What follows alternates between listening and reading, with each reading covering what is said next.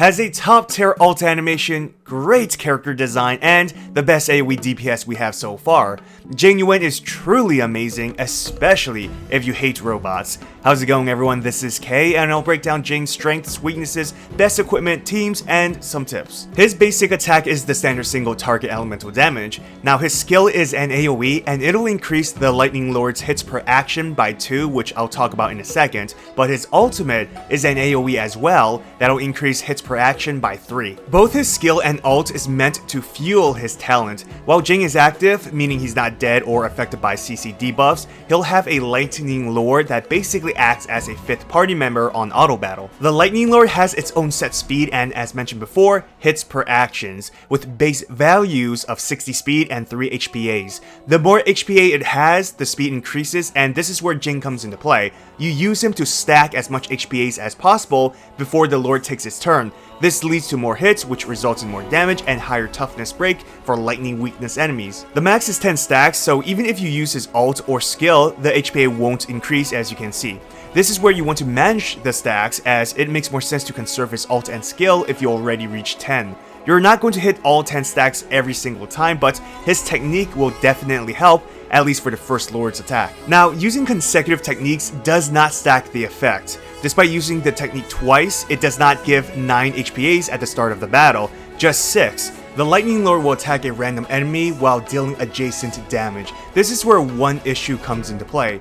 When facing groups of enemies, the randomized attacks means you can't choose which enemy will take the bulk of the damage, which also affects toughness and weakness break if, for example, you want to target someone specific. You won't have to worry about this in single target fights since there's only one enemy. This is why I mentioned the Lightning Lord is basically a 5th party member on auto. You don't control it, only enhance it by buffing Jing or using him to stack HPAs. For traces, all of them are pretty good, but because of Battaglia Crush, you want to attempt to gain at least 6 HPA stacks every time. For Idolence, it increases his damage overall, but E4 is one of the best for Jing since his ult has a 130 energy cost, which is higher than average. With just 5 stacks, it'll give 10 energy. Full stacks gives 20, so this leads to him using his ult more, which in turn creates more stacks. Moving on to Relics, you want to go with the Thunder set. Buffs lightning damage and you'll be using his skill majority of the time for the attack boost. Head and Hands has only one main stat, but for the substats, go with crits, attack percentage, and speed.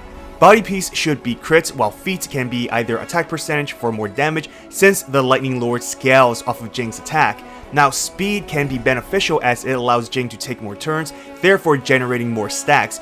Generally, I'd go with attack percentage and try to increase speed through substats and ally buffs. The South Soda ornaments would be Jing's best. Crit rate boost, and since you'll be building crits naturally, you'll hit the 50% requirement, buffing his ult and most importantly, follow-up attacks, which are all Lightning Lord's attacks. The sphere should obviously be lightning, and rope can be attack percentage. Now, energy regen is not a bad choice either since using more ults means more HPA stacks. Jing also has a high energy cost. Me personally, I've been using Jing Yuan to ease his energy requirements a bit, but either or can be beneficial for different reasons. For a more speed build, you can use the 4-piece Musketeer and 2-piece Sealing Station. You can even mix and match relics like 2-piece Musketeer and 2-piece Thunder for lightning and attack boost. His signature Before Dawn is obviously the best light cone for him. Crit damage boost along with skill and ult boost. Best is the buff in follow-up attacks after using a skill or ult, which you'll naturally do. Milky Way is a 5-star light cone and has a pretty strong effect. As an erudition character, you'll typically use Jing against mobs of enemies. Definitely falls behind compared to Before Dawn though, especially in single target situations, but not bad nonetheless. The 4-star Birth of Self increases his Lightning Lord's attack damage, doesn't help Jing specifically, but a solid option since his main role is Lightning Lord. Breakfast is free to play, so you can increase the superimpose. Like Milky Way, it relies heavily on having more enemies in battle. In this case, enemies need to be destroyed for the additional attack buff. Jing is very effective against breaking the toughness bar for lightning weakness enemies. The combination between his AOE attacks and the Lightning Lord can destroy multiple enemy bars at once. Now, there are some issues you'll encounter while using Jing. His personal damage is not the strongest, as the bulk of the damage will come from his Lightning Lord. As mentioned before, the Lord's attack is random, therefore you're not in control on which enemy will be targeted. Additionally, because the Lightning Lord is Jing's main offensive ability, buffing can be an issue at times.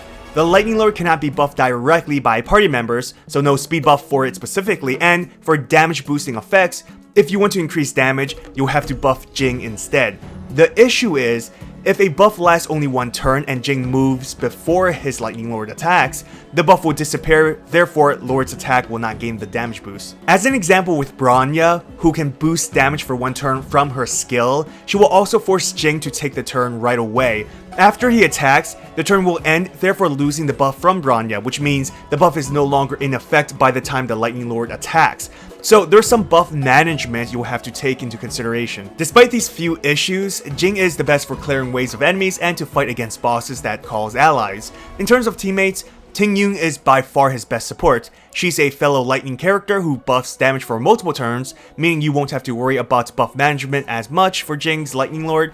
On top of that, she recharges energy, which will help with Jing's high energy requirements, allowing him to ult more. Other great members would be Asta for speed and damage buffs. Pela's ult has an AOE defense debuff, matching well with Jing's AOE attacks to better clear mobs. Of course, Bronya is amazing. She's not on the same level as support compared to Ting Yun for Jing, but excelling his turns means more stacks, and despite her skill damage boost not buffing the Lightning Lord in time as mentioned before, her ult and technique has a 2-turn damage boost. Now Jing is truly amazing, but is he absolutely necessary? Of course not. If you were broke from pulling Zila or planning to save for Silverwolf or future characters, then it's okay to skip him. But if you have the Jades or tickets to spare and you need the best AOE DPS character currently released, then Jing Yuan will not disappoint you. Don't forget to comment down below to let me know if you're pulling for a Jing Yuan. If you aren't and you're saving for a future character, who are you saving for? Don't forget to hit that like button and subscribe to my channel for future Honkai Star Rail videos. Good luck on all your pulls, everyone. Take care.